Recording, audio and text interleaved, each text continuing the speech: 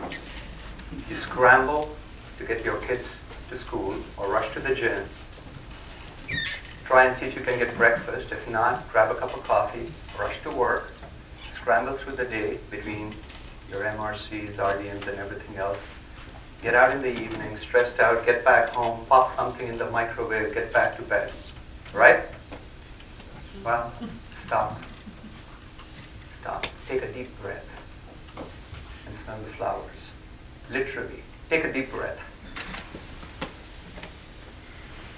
Life is too short, which is exactly why you want to take charge of your life.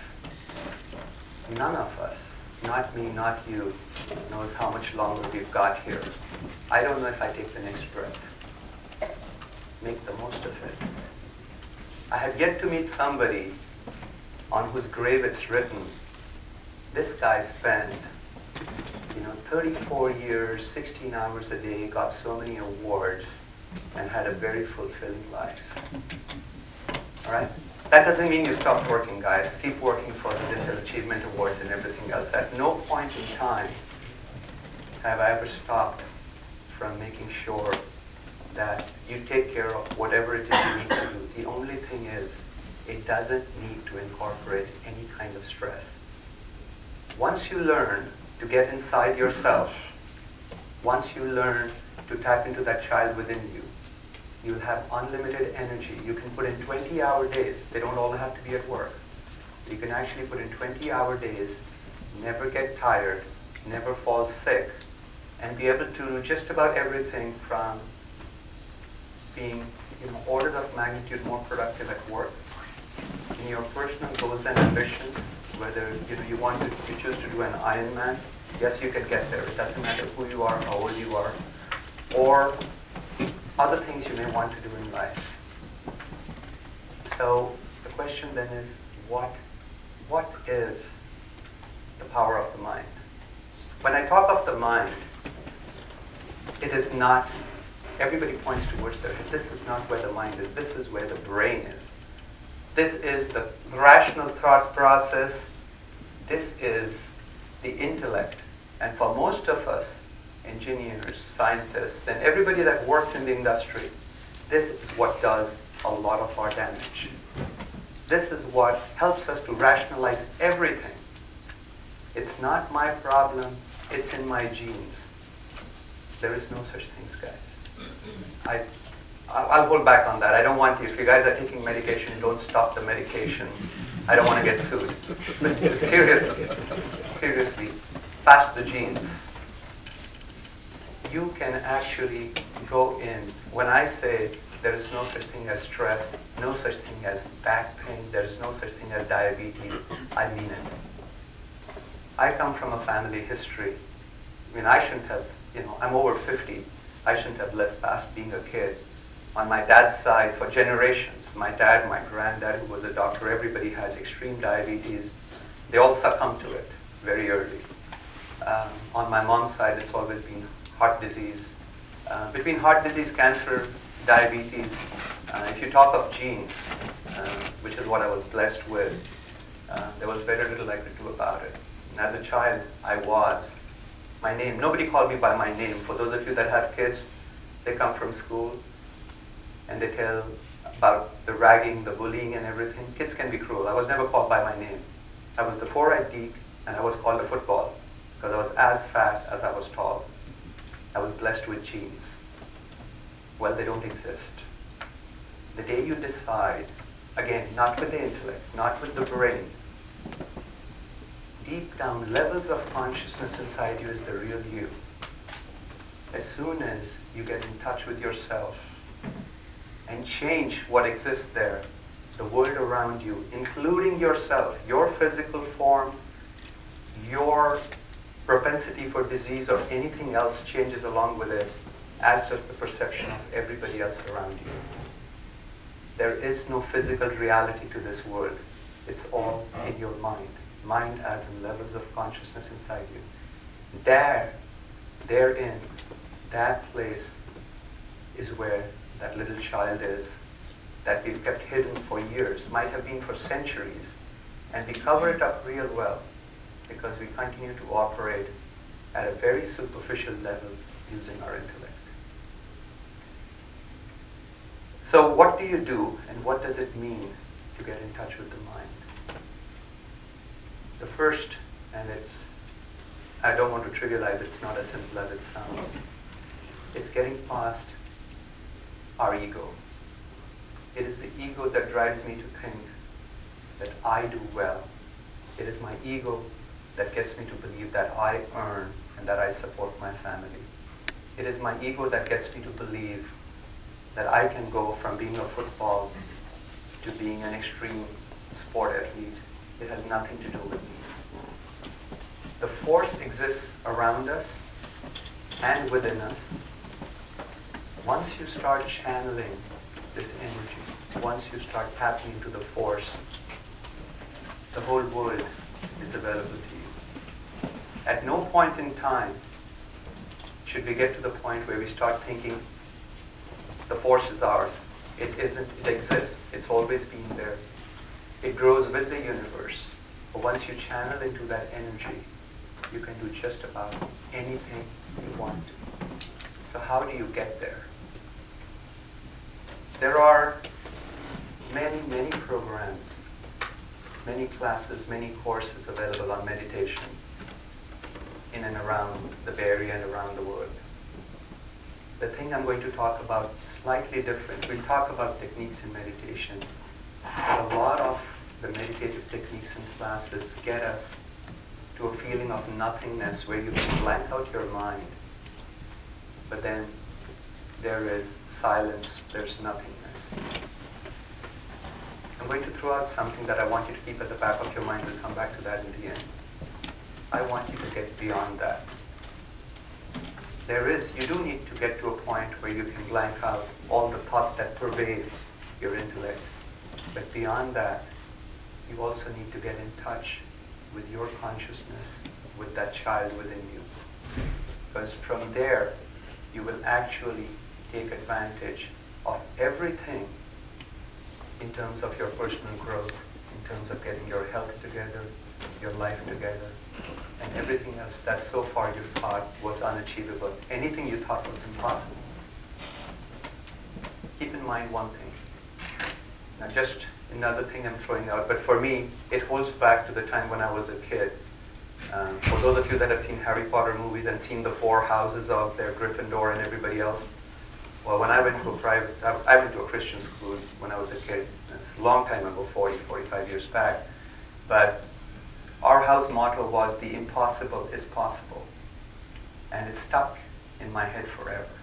It stuck at the intellect level at that point, that the impossible is possible. But we did make it happen even as a teenager, as a 14, 15-year-old, where we had consistently come last for 10 years. Ever since I joined the school, we'd been the last placed house. Yet before we left, my final 2 years in school, we placed first, cleaning out the whole stage, from marching to athletics to debates to elocution, because we started believing in it. Believing not with the brain, not with the intellect, but levels inside. Actually getting to believe that anything you thought was feasible.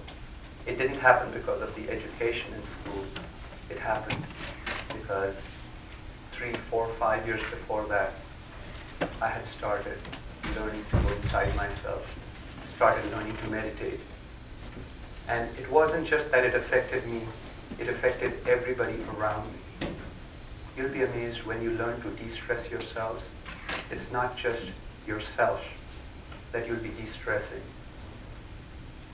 You will actually end up de-stressing your workers, people you come in contact with, and everybody else around you, including the checkout girl at the grocery store. Every place you go to, you will be de-stressing people around you, because that is the persona you'll exemplify. That is the person you'll reflect, and those are the vibrations you'll go out with. Opportunity gets, all the air will rush and the molecules rush, and that's exactly what happens with our brains. The moment you try and sit down, you try and relax, you try and blank out, exclude all thoughts, everything comes rushing in a million times more. It's not that the thoughts were not there. They were always there. It's It's just that you are now in a position to actually recognize the fact that they're impinging on you. So as a first step, and that's where a lot of the meditation, I know the art of living certainly, and some of the other techniques, they focus. You can start out not so much by eliminating all of them, although I do want you to get past it, but just in terms of focusing on just one thought, one subject, or just one item at a time. You haven't eliminated, you haven't blanked out your mind, but by virtue of the fact that you have just one, it's now excluding the hundreds of thousands and myriads of thoughts that happen. Now, one of the techniques that's very commonly and very popularly used is just focusing on the breath. For most of us, we've forgotten even how to breathe. How many of you have children? Okay, a fair number. Have you ever seen your child breathe? It's straight from the abdomen. The breath comes in all the way to the abdomen, out again. That is normal.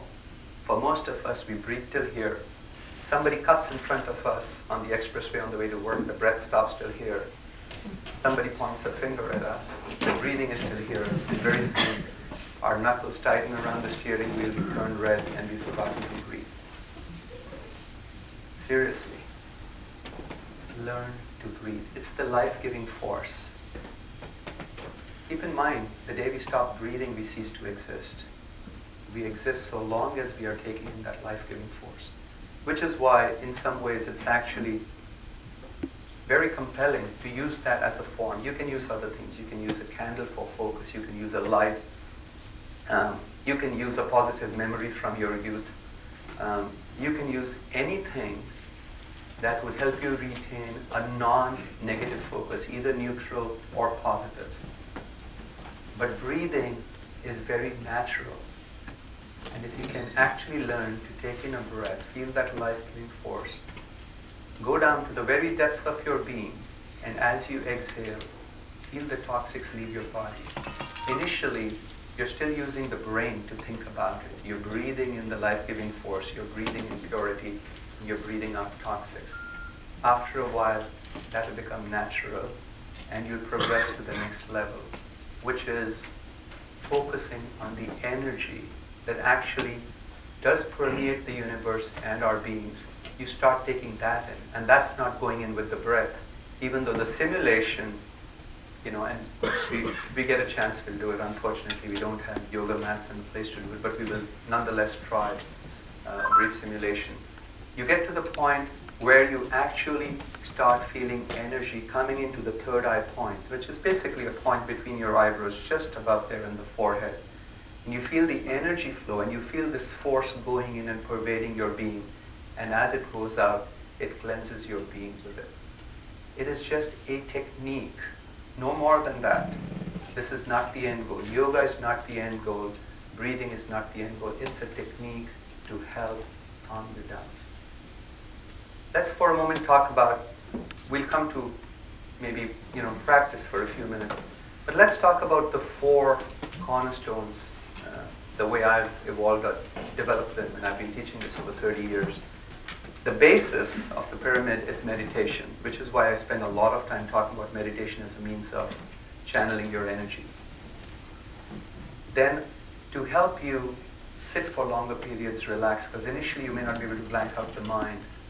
The second cornerstone that assists in the meditation is yoga.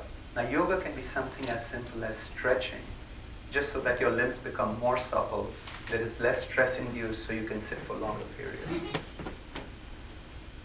Third, exercise. Exercise as an endurance, as in building your strength. 2 slightly different things.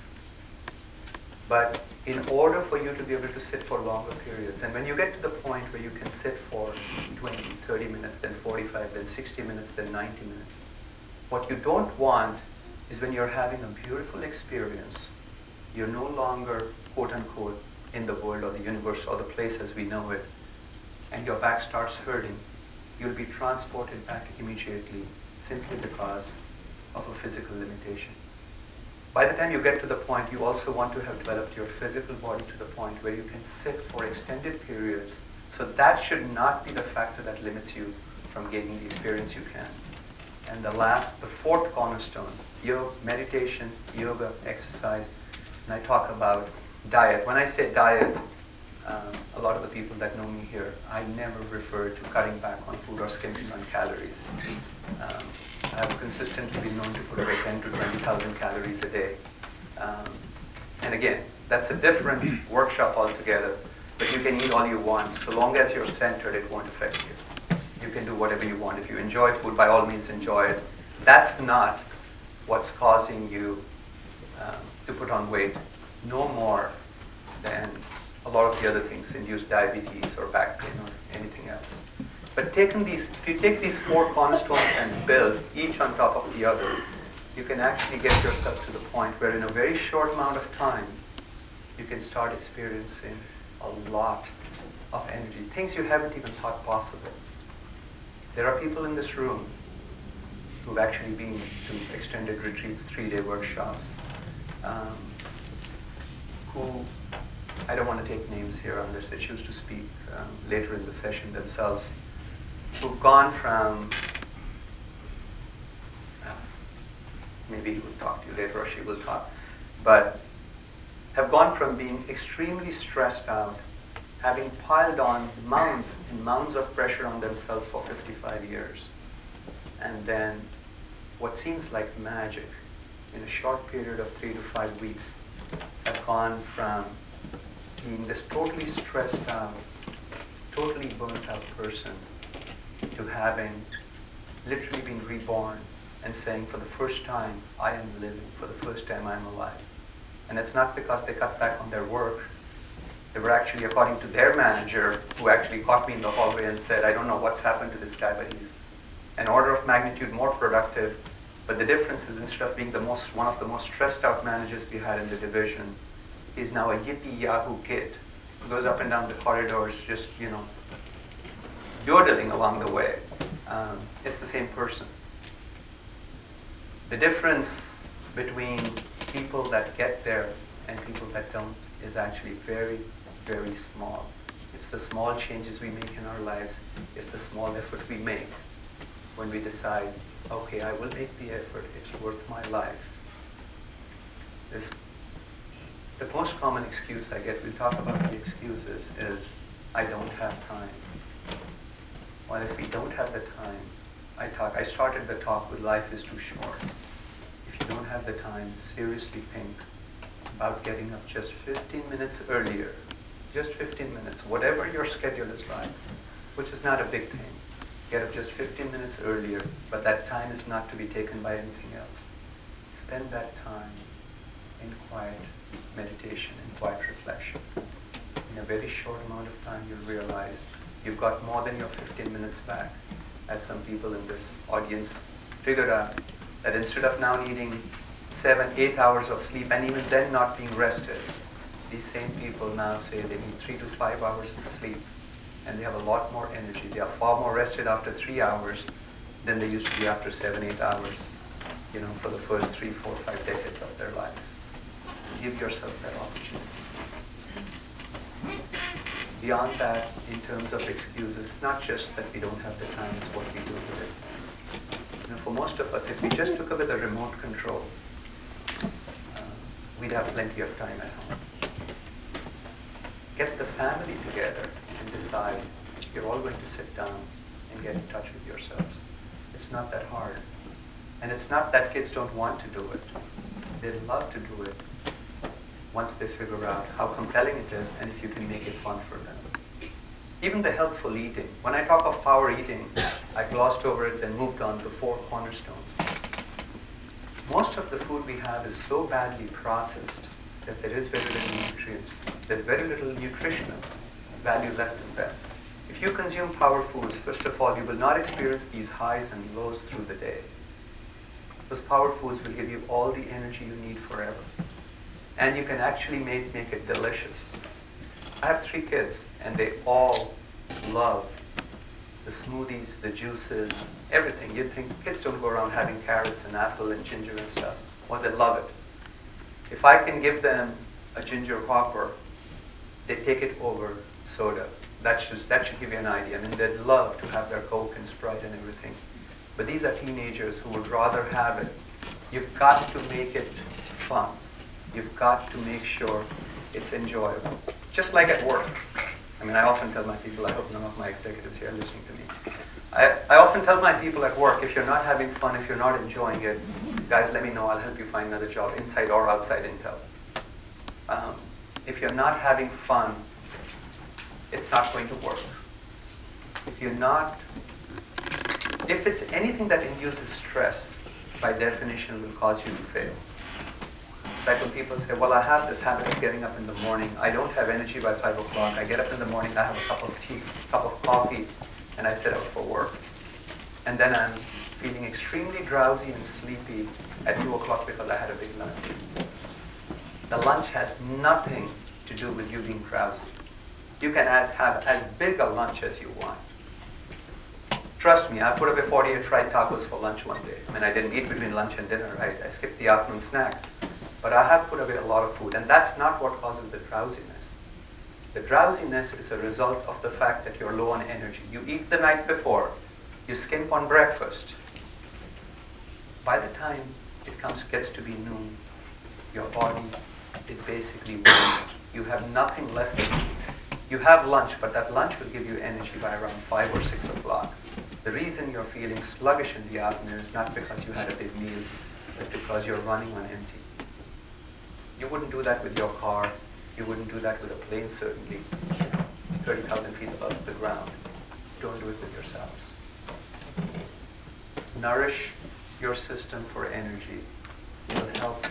So long as you have an even keel, it'll help you meditate better. Everything else I talk about in terms of power eating, in terms of exercise, in terms of yoga, has one purpose only, at least in my life it has over the last 35 years, which is to be able to sit and meditate for longer periods, or not even the length of time, but to not have these ups and downs or these spikes, so I can quietly, calmly go inside myself and experience,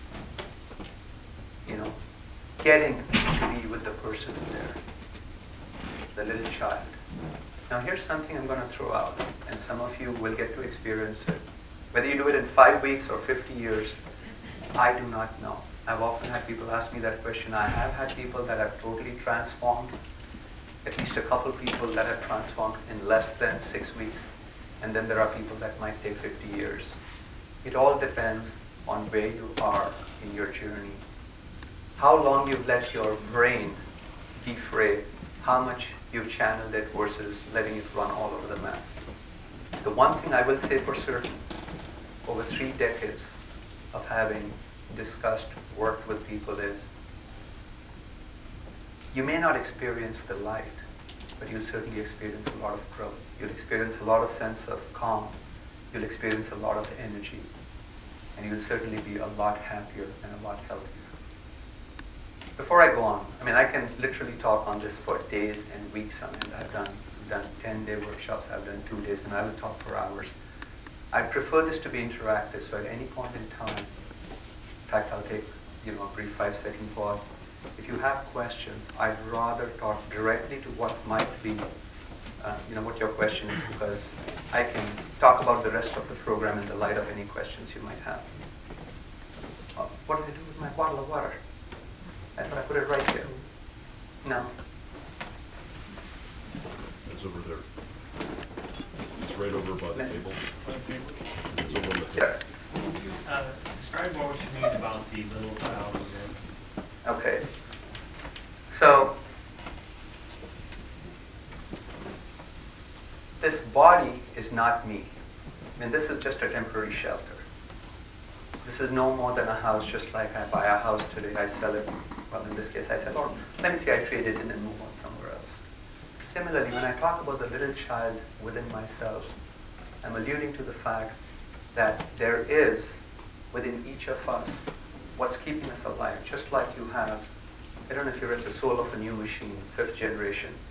Just like with, whether you take a robot, you take a car with an engine, you take anything, there's something that drives it.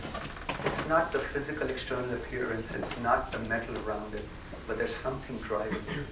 When I talk about the child within, I'm referring to the consciousness that exists within us that enables us to do things, that helps us make the call, even beyond the intellect. How many of you, I mean, when we talk of doing things at a gut level, and I've literally done that even at work, I make all my decisions on a gut. I mean, I'll put the rationalization later, I'll figure out how to rationalize it, but that's after the fact. All my decisions, personal, professional, are based on a gut call. And that gut is not some airy-fairy mechanism. That's the real you. And the gut, should you choose to get in touch when I talk about the little child within, is closer in contact with reality, what little reality exists in this world, than we'll ever be with this intellect. Because this intellect is based on trials and tribulations I've encountered through life as I grew up. What's deep inside me is not contaminated, is not confused with all the experiences I go through. If I'm constantly berated, the normal reaction for me, using my intellect, is to react and respond to it. The child within me does not do that. Which is why when you get past this, it's getting in touch with the real you, if you don't want to call it the child. Here's the other interesting part to it. When I said there is no such thing as diabetes or back pain or stress, the world outside as we know it is nothing but a mirror image of what exists inside. There's that microcosm within us. You change that image, you change the reality, you change the world around you. Not just your perception from an intellectual standpoint. But earlier when I was talking about when you de-stress yourself, you de-stress all the people you come in contact with. When you change that image inside you, when that image changes, when you polish, when you remove whatever dust may have settled on it, it radiates and affects the people around. With the result, the world as you know it, the reality as you know it changes. There's no other way to change it. We use a lot of quote-unquote techniques based on what I refer to as trying to be extra smart. Well, if I can pull one over this guy's eyes, I can get away with this or that. Try getting away from that and trying to use this technique. You polish this image inside you, and it's amazing. The world outside, which is nothing more than a mirror image, will change. It's not your perception of it that changes, it actually changes. Which is why things like back pain and diabetes and flus and everything go away. First of all, you won't get subjected to them, but even if let's say you do come down with a cold, it doesn't have to last a week. You can sit down, go, and it can disappear in 2 hours. Which is why I have a great time with doctors. I mean, I've got 3 kids, and the wife will take my kids to the doctors, which I think is a good thing. I mean, if you're not able to get in touch, please take the medication. Don't run away from medication. It's a good thing to do. But that's not what's going to cure you. I mean, you're cured because you think you're being cured. In reality, you can cut short the cycle by hours, days, weeks. It's just a number. It has no connotation. So that's what when I refer to the child inside, that's what I'm referring to. Yes? How does mind relate to the terms like the subconscious and superconscious? Okay. Oh boy, frankly, I'll tell you, I'm not a very well-read person. Everything I've done or taught over the last 35 years has come from within me. I have not read a book on the subject, so I'm going to throw out what real time I come up with. I have not been to any meditation. I'm sorry? Could you repeat the question? Okay, sorry. His question was, how does the mind, as I describe it, relate to the subconscious or the superconscious? So everything I say, you can bounce it off what you know, of what you might have read. Like I said, I have not ever attended a retreat or been to a meditation or anything or read any books on the subject. From my way of thinking and what little I've gleaned from inside myself, the subconscious, in some ways not very different from the superconscious, different terms used for it, is not very different from the inner mind or the inner child, from what I understand of it. It's just something that exists, not at when we say conscious level, it's like, your memory versus something that you file away on a hard disk drive. It's something that exists. It's there as part of all the repertoire, everything that you've experienced, but it's not something that you're constantly pinging or constantly taking advantage of. What the mind does as opposed, so the subconscious versus the conscious is that when I allude to the mind actually can bridge the gap along all these. Time becomes a continuum. There is no significance. You can go back in the past, you can go out into the future, which is why when I say rely on your gut, you want to figure out what you want to be doing 6 months, 12 months from today, or where you think the industry is headed vis-a-vis what the reports say. Tap into your gut. There is no concept going back 50 years, 100 years, 200 years to previous lives, moving forward, going along this continuum.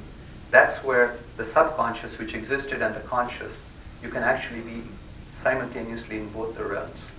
Because that's where the mind is actually capable of holding information, probably more than this entire universe put together. I mean, you take all the volumes of the Encyclopedia Britannica, and you can probably have more information there. My experience with this has been, and certainly, like I said, I don't know what others say about it. Just like for most of us, you go through school, you go through 5 years, 4 years in college, and you get a master's, then we head to our PhD, we do our MBAs. I spent the better part of 24 years going and getting advanced degrees.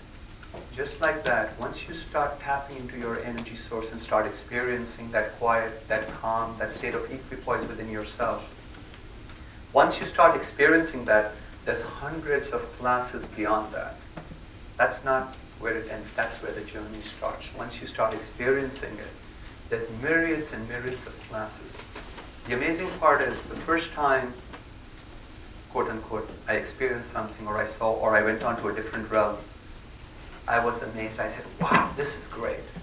And then you have your second experience and third, and you say, wow, I know so much. After that, for the next 25 years, with each passing day, and I sit down each morning. I don't think I've missed a day in 30 years. I don't care whether I'm on a plane, I'm in Tokyo, I'm in Beijing, Singapore, it doesn't matter. But with each passing day, I have come to just one realization. The more I saw, the more I experienced, the deeper I went inside, I realized how little I knew.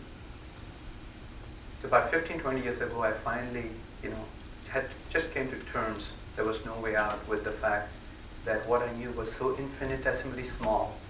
And with each experience, I realized I know less and less and less and less. That's how vast this is. That's how huge this is. It's the journey. You will never find the end. At least I don't think it's possible, because with each day, each foray into this, you'll actually realize that it's bigger and bigger and bigger and bigger. The only thing I can say is it's beautiful. It's bliss beyond anything you can imagine. If I was to put it in perspective, take away everything I've ever gotten.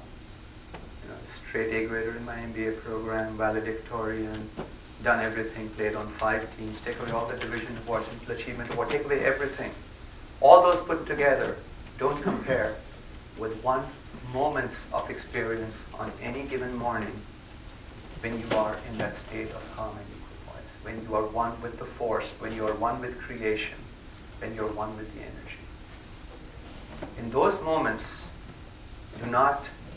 please do not ever, because some of you might get there very fast, please do not perform miracles. But you can at that point in time do anything you wish to do. You can reach out and touch somebody 3,000 miles away. You can actually project energy and heal somebody else. Do not use your conscious mind or your intellect to perform miracles. 2 things happen. Number 1, that's our ego coming into play. The moment the ego comes in, the fall is very, very rapid. And it's very painful, because when you can experience that moment of joy, that bliss, that satisfaction, that calm, that equipoise, and you can't experience it the next evening or the day after that, you feel lost, and it can take a while before you get back. Do not perform miracles. Do not think with the brain. Especially, when we've got family members around, there's always this desire to help. let nature take its course. You can guide them, you can help them, but each one of us has to learn and grow within. First part is the ego. The second is none of us consciously should be changing the course of history. Now, having said that, there will be times where without consciously thinking about it, you will end up doing it. And that is okay. That is normal. Because that is the force, the creator, the creation, all the things around you that if you learn to flow with it, there are times you will do it. You will. Not of your own volition, not because you thought you want to do it, but it will happen when the time is right for the other individual and the other person is accepting. It will happen. And for those of you that want, we can talk about it afterwards.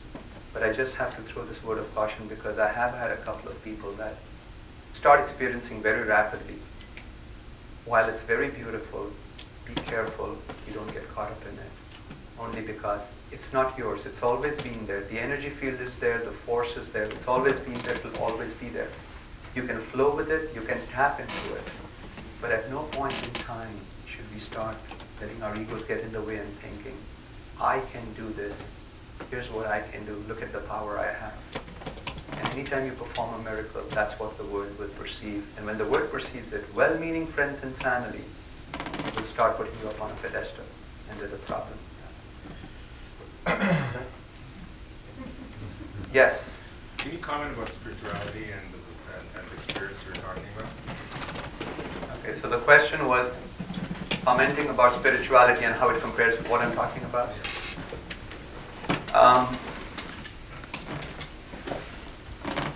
I actually think there is very little difference or no difference at all. I have generally stayed away from talking about spirituality only because it's taken on a negative connotation for a lot of people. When I talk about the energy field, when I talk about the force, when I talk about the vibrations, I'm talking about nothing different. And I say the creative force, I'm talking about creation, the creator, and everything else around us. In my mind, there is no difference between the two. If you start experiencing it, you'll see it for yourself. I stay away from any talk, any conversation of spirituality or religion because it invokes a reaction for some people. And I don't know who shows up in a workshop or a retreat. They come from all countries, they come from all religions. And what I don't want is for someone to shut themselves off before they've had an opportunity to experience it. Once they've experienced it, I have had people come in afterwards and say, here's what you were talking about. Had you started with this, I would probably not have been open for the next few days at the retreat. But once they've experienced, they start experiencing energy and in different manifestations of it, whether it's the light or any other form. Then they come to terms with the fact that it is the same thing. There was no question. Is it required to implicitly believe in what is sustained in order to be able to practice and gain the benefit of it? There is no belief in anything. First, you've got to believe in yourself. Now, I will go out on a limb and say something. Once you start believing in yourself and you start exercising or getting in touch with yourself, once you experience that calm, that voice, that joy, and once you get in touch, you will realize that what's inside you is no different. There will come a point when you'll see the connectedness between what's inside you and the person next to you, and the plant, and the tree, and the dog, and the cat next door. And very soon, you'll see all this connectedness, this whole maze. You'll realize you are not in isolation. You're connected with